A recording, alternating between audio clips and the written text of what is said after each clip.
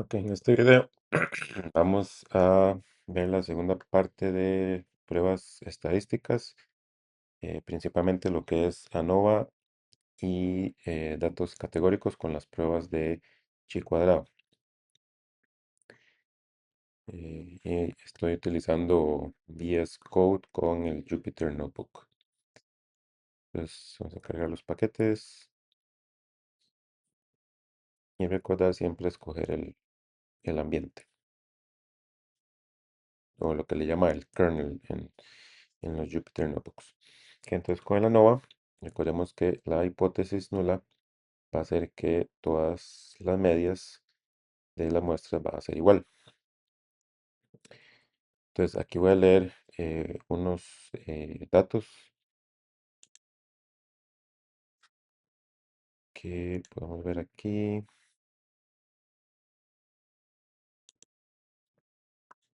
¿Verdad? Entonces lo que tengo es la ubicación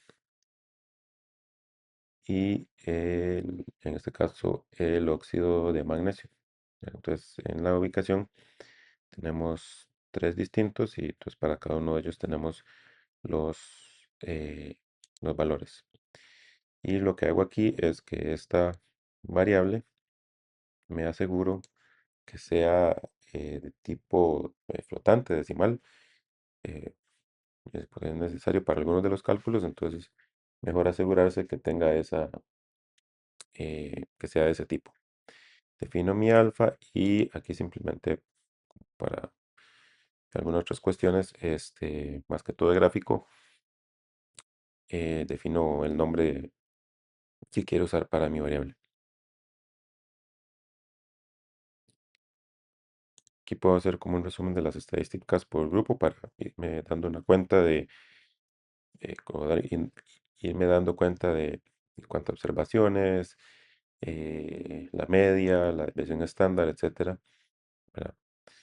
Entonces, esta es la forma de hacerlo con polars y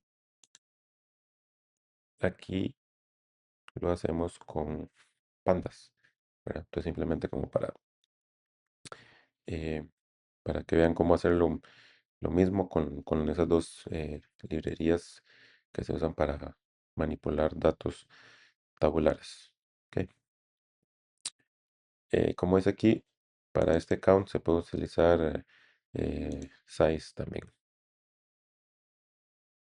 Entonces podemos ver nuestros datos en un gráfico resumen, ¿verdad? Principalmente con estos de donde se ve la media y el intervalo de confianza, ¿verdad? Como para irnos dando una idea.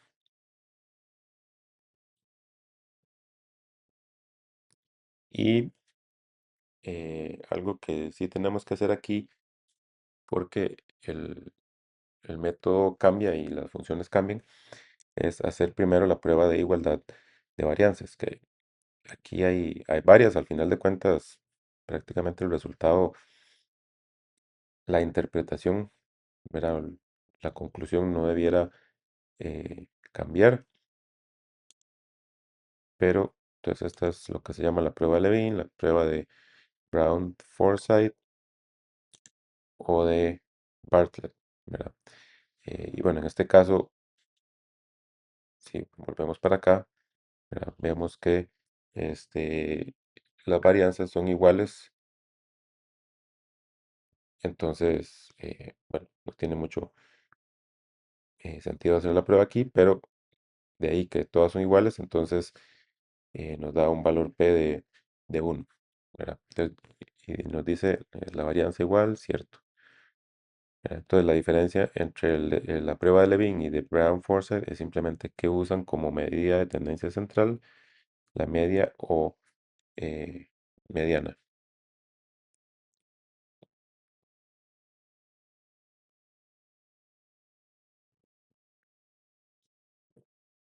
Entonces creamos una variable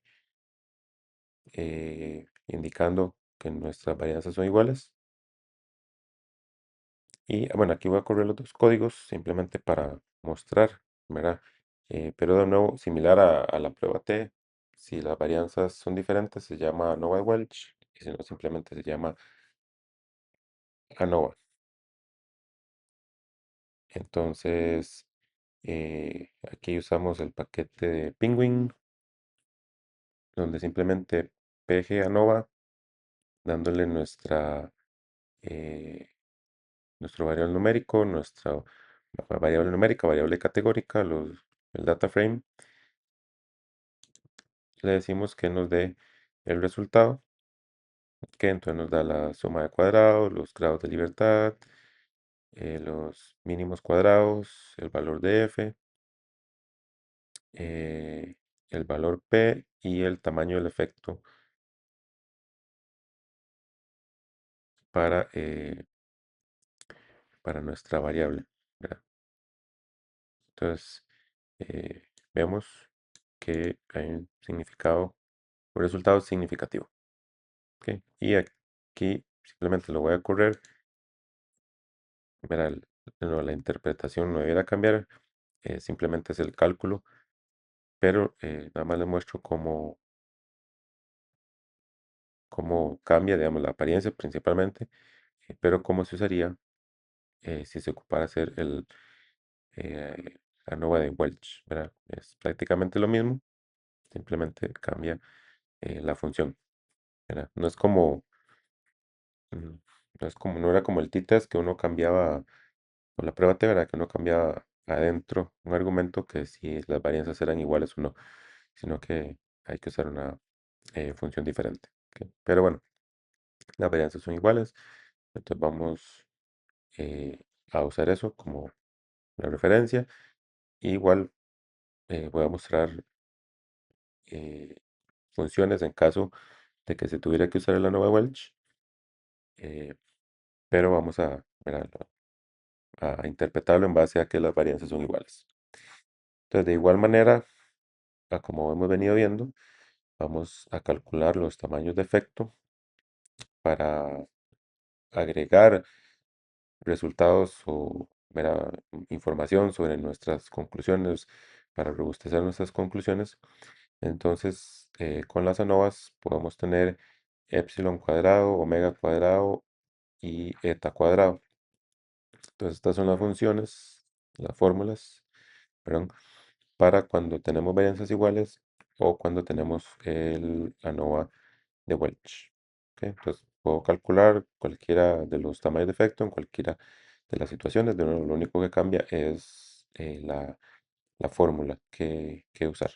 ¿Ok? Entonces, SC es la suma de cuadrados, CM son los cuadrados medios, V son los grados de libertad, ¿verdad?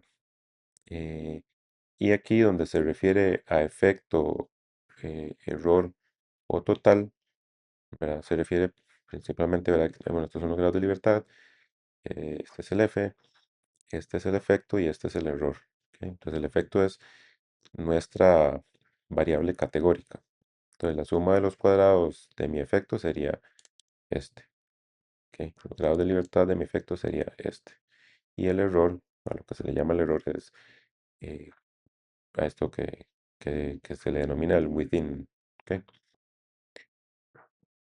Entonces aquí, digamos, no hay o por lo menos no he encontrado funciones que lo calculen directamente, entonces lo que hice fue simplemente agarrar estos valores, ¿verdad? Que son necesarios y calcular, eh, bueno, en este caso estoy con el eta cuadrado para, eh, para el ANOVA y para el ANOVA de Welch.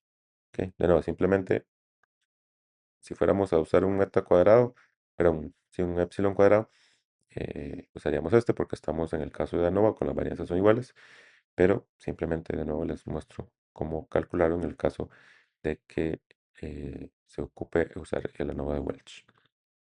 Ok, vemos que no va muy diferente. El omega cuadrado, de nuevo, simplemente usando la fórmula, agarrando los valores de las tablas, por eso fue que aquí también guardé estos resultados en tablas para poder después accederlos y hacer estos cálculos de los tamaños de efecto. Entonces, con el omega cuadrado, Ok, 0,65, 0,62, ¿verdad? No es similar. Y el eta cuadrado, ¿verdad?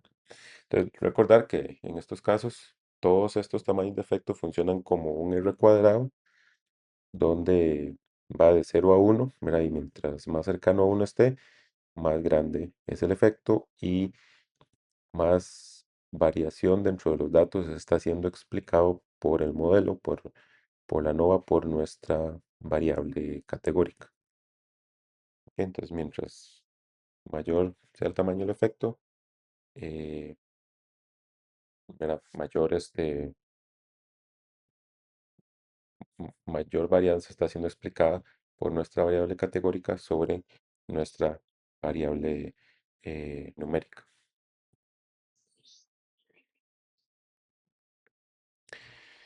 Entonces, como encontramos un significado positivo o un resultado significativo, em, vamos a tener que hacer los análisis post hoc. ¿Ok? Y eso va a depender, cualquier análisis post hoc que utilizamos va a depender de nuevo, si las varianzas eran iguales o no. Entonces aquí simplemente hago un if statement para decir, verá, si la varianza es igual, entonces el post hoc va a ser utilizando Tuki, y si no, GameSable.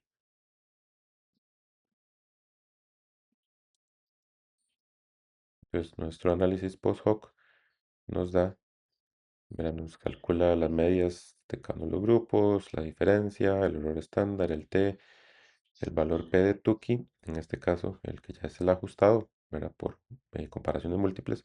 Entonces vemos que eh, la diferencia está entre Black Mountain y Mount Mica, ¿verdad? Y aquí también nos da el tamaño del efecto, ¿verdad? Y esto lo podemos ver, Black Mountain, Mount Mica, en el gráfico, ¿verdad?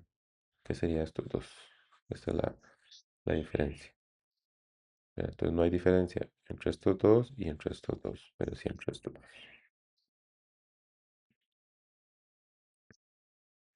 ¿Ok?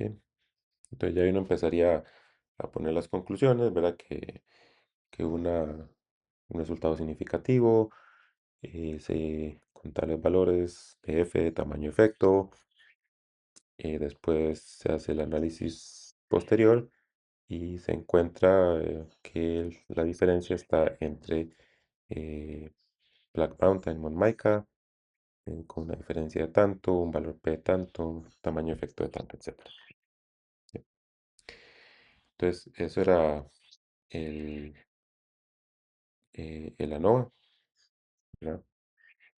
Y cómo utilizar todas las funciones dependiendo del caso, si las varianzas eran iguales o no. Ahora, para datos categóricos, entonces lo que vamos a hacer es utilizar las pruebas chi cuadrado, ¿verdad? No es como una forma eh, fácil, directa de trabajar con estos datos, ¿verdad? Eh, Hay otras formas de trabajar con datos categóricos, eh, pero ¿verdad? Vemos estas pruebas chi cuadrado porque son algunas de las que pues se utilizan y también por si se las encuentran, entonces sepan cómo funcionan, qué es lo que están haciendo.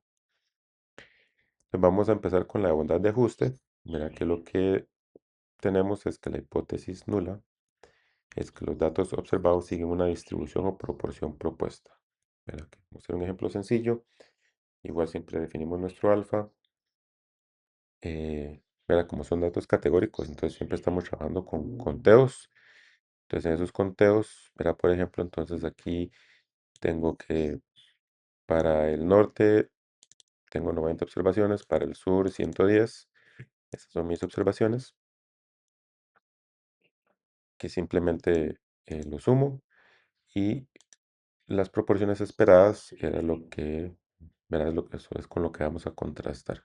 Que aquí lo único es que las proporciones esperadas tienen que sumar 1, ¿verdad? Y tienen que tener la misma cantidad de elementos que nuestras observaciones.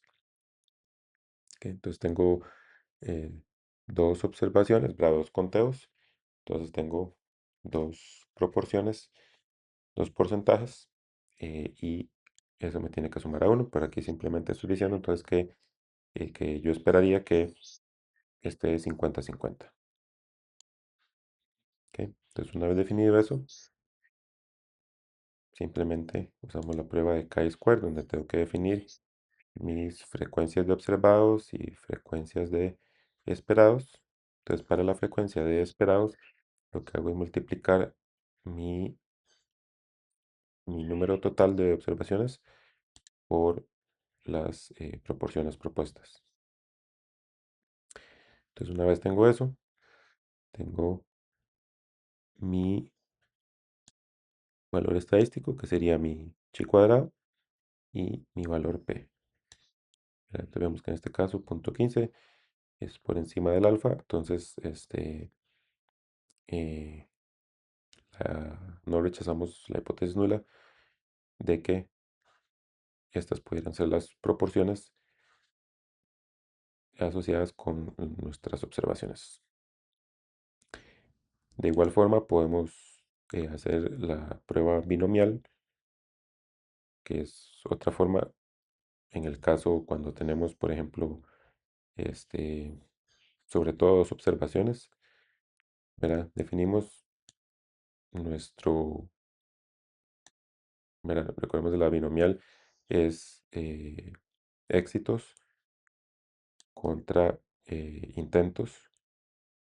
Entonces nuestra cantidad de éxitos sería 110. En este caso, por ejemplo, sería el sur. El total de intentos será el número total de observaciones y cuál proporción yo esperaría esté asociado a, a esa cantidad de éxitos. Entonces, me da el estadístico que sería el porcentaje, ¿verdad? 110 sobre 200 y un valor P. ¿Ok? Da similar, no es exactamente igual, ¿verdad? Porque la prueba no es la misma, pero eh, en este caso, como tengo solo dos observaciones, entonces eh, sí podría eh, aplicar. ¿Ok? Y una ventaja de esto también es que podemos obtener un intervalo de confianza para esa eh, probabilidad de, el estadístico era de observar eventos positivos, ¿verdad? Entonces nos da que para este estadístico, nuestro intervalo de confianza es de 0.48 a 0.62, ¿verdad? Y lo compararíamos con nuestro valor P de proporción, ¿verdad? No valor P de estadístico, sino el valor de proporción de la hipótesis nula, que era 0.5, ¿verdad? Entonces 0.5 cae dentro de nuestro intervalo de confianza, entonces no se rechaza la hipótesis nula y podría eh, ser un valor que corresponde con los datos que estamos observando. Y para terminar, ¿verdad? Igual tenemos tamaños de efecto para estas pruebas de chi cuadrado, donde por lo general se le conoce como phi o v de Cramer, más que todo, ¿verdad? Y va a ser simplemente la raíz cuadrada de mi estadístico, en el caso que usemos la prueba chi cuadrado, ¿verdad? No la binomial. En el caso de la binomial, digamos, el tamaño efecto es propiamente la proporción. Entonces sería el valor del estadístico entre el número total de observaciones. Eh, entonces puedo hacerlo calculando eso directamente, ¿verdad? Hacerlo yo el cálculo directo o utilizando la función que aquí muestro. ¿Y por qué está pensando esto? Ahí se quedó pegado, ¿qué le pasó?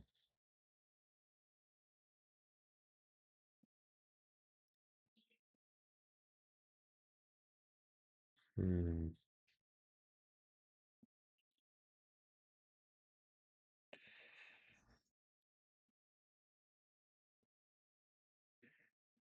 ok, ¿Qué le pasó?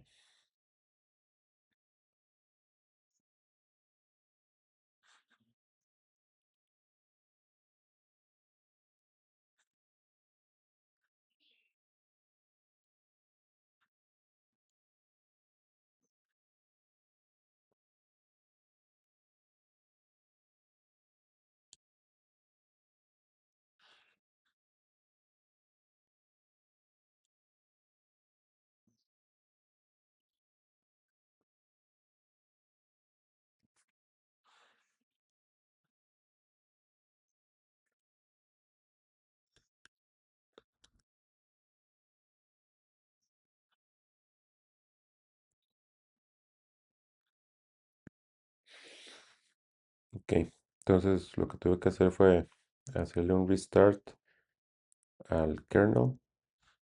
Aquí le di restart, aquí le voy a decir que no.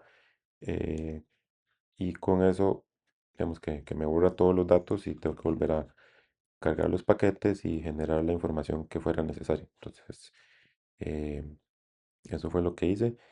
Y esto ya, ahora sí, ya me corre.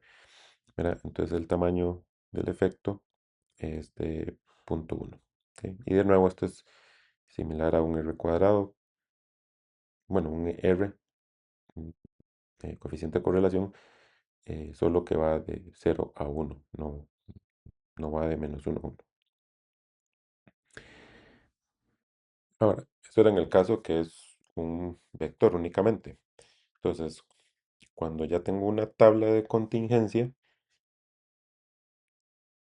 este, entonces voy a pasar a lo que son pruebas de, ya sea de homogeneidad o de independencia o asociación. Al final de cuentas, simplemente es una diferencia conceptual. El análisis es exactamente el mismo, ¿verdad? En el caso de la prueba de homogeneidad, es la proporción de ítems, es homogénea entre muestras. Entonces, digamos que yo agarro diferentes observaciones en categorías en una columna, varias columnas, y estoy esperando que las sumas, eh, la proporción de esas columnas sea igual. En la de independencia de asociación es que no hay relación entre las variables, entre las variables de mi fila y columna, o que las variables son independientes entre sí.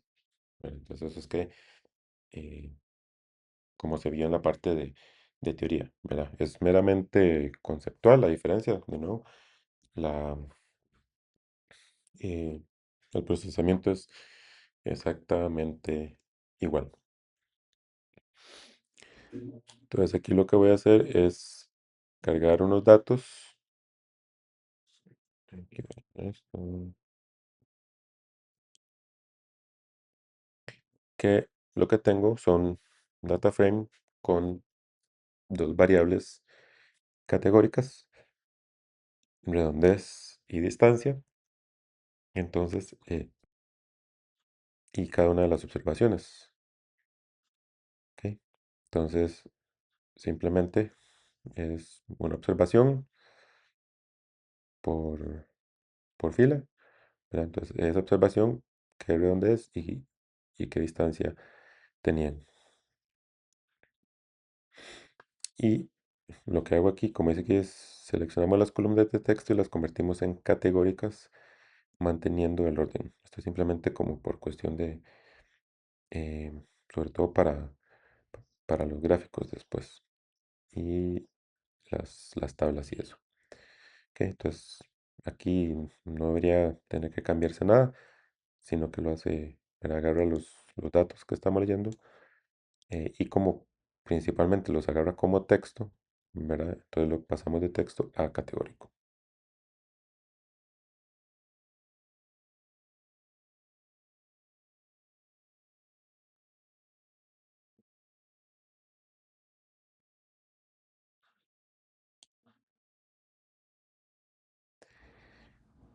Entonces, aquí hacemos nuestra tabla de contingencia, ¿verdad? Simplemente agarramos el valor de X como la segunda columna, el valor de Y como la primera. Eso es indiferente, es como como ustedes quieran acomodarlo, la verdad. Em, pero va a cambiar sobre todo dependiendo si se está haciendo una prueba de asociación u homogeneidad. Ahí ustedes pueden cambiar el orden de qué variable quiere que vaya en, en dónde, ¿verdad? Entonces, en el crosstab, ¿verdad? Eh, las X, que sería nuestra distancia, son las filas y las llevan a ser nuestras columnas. Entonces, aquí nos da esa, esa tabla de contingencia donde, ¿verdad? Simplemente calcula cuántas observaciones hay para cada una de estas combinaciones. ¿Ok? Aquí vemos que en las distancias menores hay más clústeres angulares y en las distancias mayores hay más clústeres redondeados que uno esperaría. Y aquí en eh, el, el conteo de los datos, lo que estoy haciendo es agrupándolos por cada una de esas variables y que me haga el conteo, ¿verdad? Entonces es como pasar de esto a una tabla, ¿verdad? Eh, tenemos aquí, esta es la tabulación cruzada, ¿verdad? Que me da como es una tabla de contingencia. Y aquí lo que estoy generando es un data frame prácticamente con esta misma información, ¿verdad? Entonces, ¿qué es lo que me hace? Me agrupa y me va, ok, para la combinación de estos, cuénteme cuántos hay, ¿verdad? Y eso es simplemente lo que se está haciendo aquí.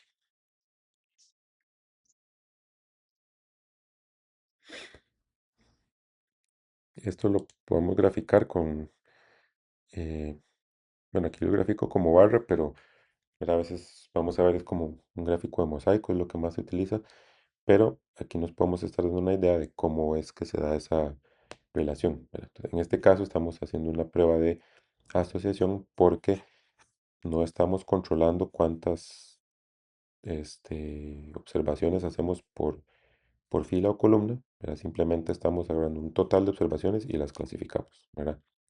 En homogeneidad sí intentamos controlar que agarramos la misma cantidad de, de una de las dos categorías. Entonces aquí vemos, ¿verdad? Lo que se ve en la tabla, que tenemos mayor presencia de angulares en las distancias cortas y más presencia de redondeados en las distancias largas, ¿verdad? Como estamos en una prueba de independencia de asociación, ¿verdad? Entonces la hipótesis nula es que no hay relación entre las variables o que uno esperaría que la proporción en cada una de las celdas es relativamente similar, ¿verdad? Para las diferentes combinaciones. Entonces, aquí estamos viendo que no es el caso, ¿verdad? Sí, de forma visual, con los datos, con los conteos, pero entonces, ya haciendo la prueba, ¿verdad? Entonces, aquí nos da un montón de cosas.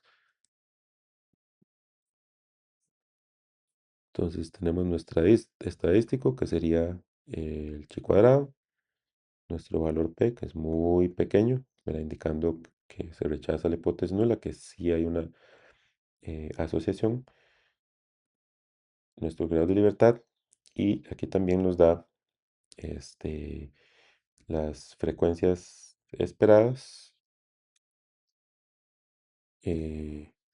si la hipótesis nula fuera cierta o correcta. Ok. Eso también lo podemos hacer de nuevo con PG, Penguin, donde no pasamos nuestra tabla de contingencia, sino que pasamos los datos y nuestras variables. Entonces él hace todo esto por detrás. También va a hacer los conteos, o los esperados, o los observados y las estadísticas, pero solo vamos a imprimir las estadísticas. Ay, no, mira que otra vez ¿por qué se pega? Esto pasa solo con VS Code, me parece. Ok, restart.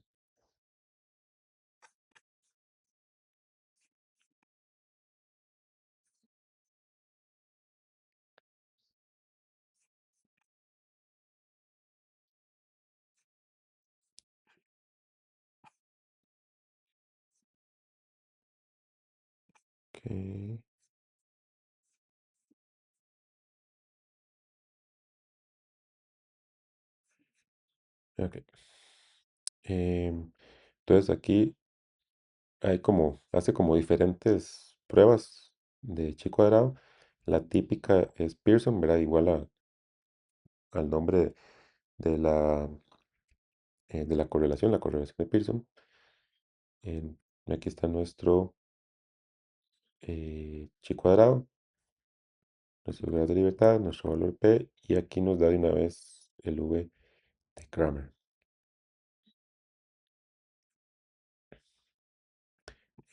Pero, bueno, aquí lo que hago es simplemente agarrarlo de la tabla, ¿verdad? Y en este caso, el V de Kramer es similar al anterior, pero en el denominador tenemos que multiplicar el total de observaciones por los grados de libertad mínimos.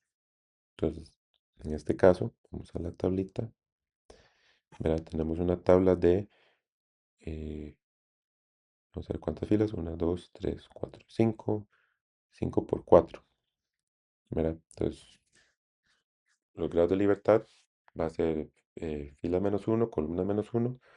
Entonces, fila menos uno serían 4, columna menos uno serían 3.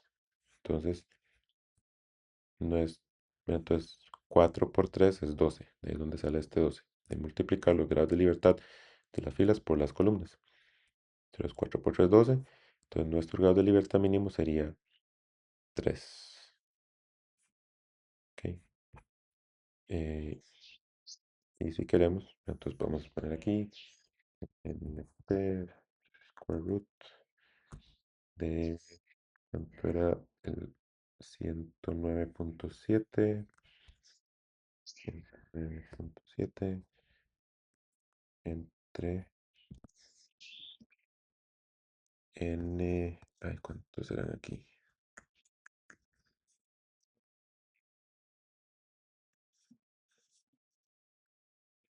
Vamos a ver los datos, 246 es el número total de filas, ¿verdad? Ah, bueno, NH, tengo NH, sí, NH, NH,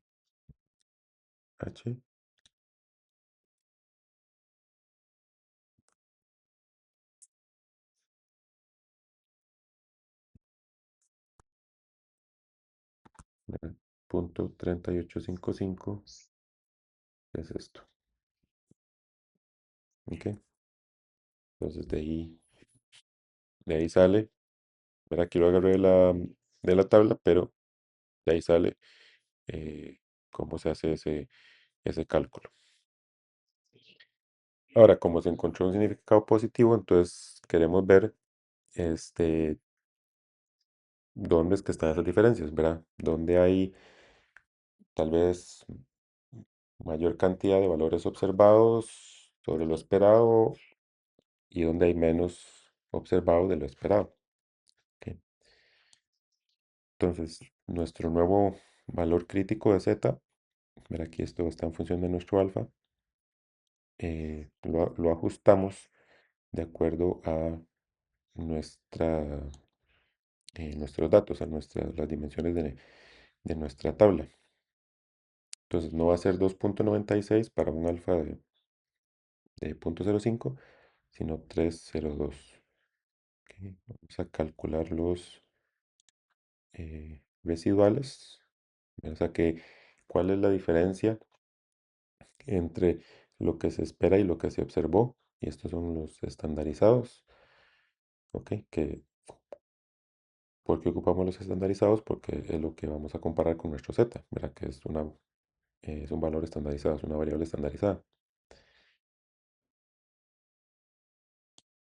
Entonces aquí simplemente eh, estandarizamos o ponemos en una tabla nuestros residuales y después simplemente eh, para forma visual, ¿verdad? Decimos, ok, hágame una columna que sería la significativa, donde si el residual es mayor al crítico, póngame una estrellita, y si no, póngame NS de no significativo, ¿verdad? Entonces, simplemente para hacerlo de forma visual y rápida, entonces vemos donde, por ejemplo, entonces para la distancia de 0,5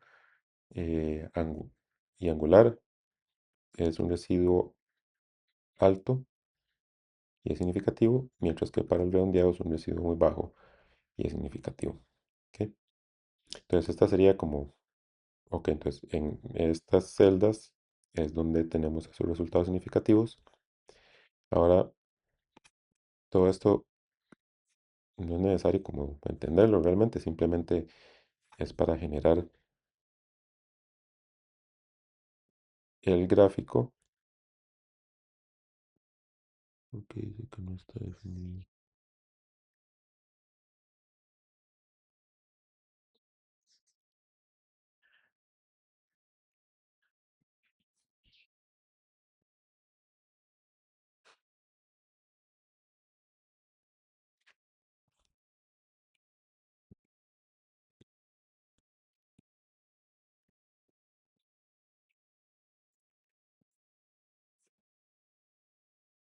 Ay, ay, ay.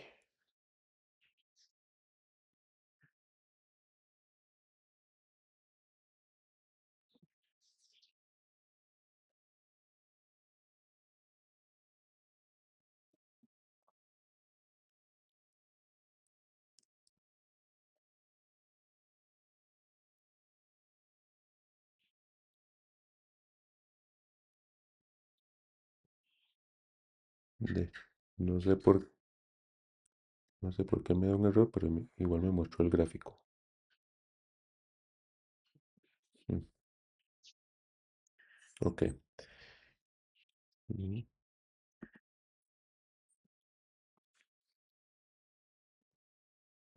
Bueno, antes de ver el gráfico, entonces, a la tabla anterior,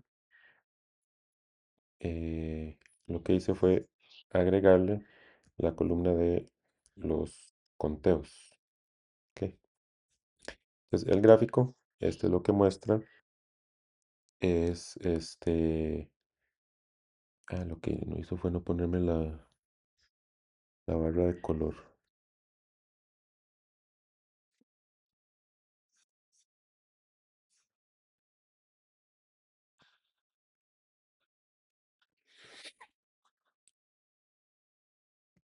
Ok, entonces tuve que eh, hacerle el restart de kernel otra vez. Entonces, eso parece que está pasando mucho con, eh, ¿cómo se llama? Con VS Code. Entonces, simplemente voy a tener que generar todo esto otra vez. Em,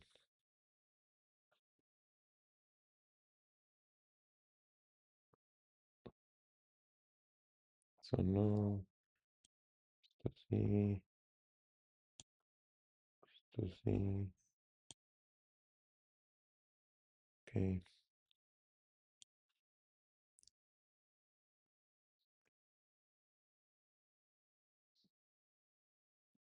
Ay, otra vez se quedó pegado.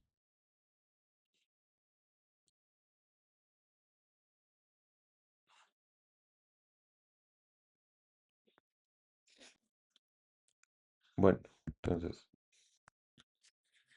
el gráfico que se genera es este, donde está sombreado por los normalizados, residuos normalizados, estandarizados, y entonces los que tienen el color gris son las celdas donde no hay resultado significativo, diferencia significativa entre lo esperado y lo observado, mientras que los azules es donde lo, lo que se observó fue mayor a lo que era esperado para la hipótesis nula, y los rojos, que bueno, aquí es estos y estos casi no se ven porque son muy poquitos, este, eh, son lo observado fue por debajo de lo esperado. Entonces, esta es como la representación visual de la tabla, ¿verdad? Que de nuevo sería esta tabla. ¿Verdad? Entonces vemos 0,5 angular, 0,5, perdón, 0,5 angular, ¿verdad? Es un residuo positivo, 0,5 redondeado, 0,5 redondeado es un resultado eh, negativo, ¿verdad? El residuo. Entonces, de nuevo, este gráfico sería simplemente la representación visual de esta tabla. Entonces, como los resultados se pueden presentar los dos y se describe lo que se ve. ¿Ok? Entonces, eso sería lo de cómo analizar los datos de ANOVA y categóricos con Python.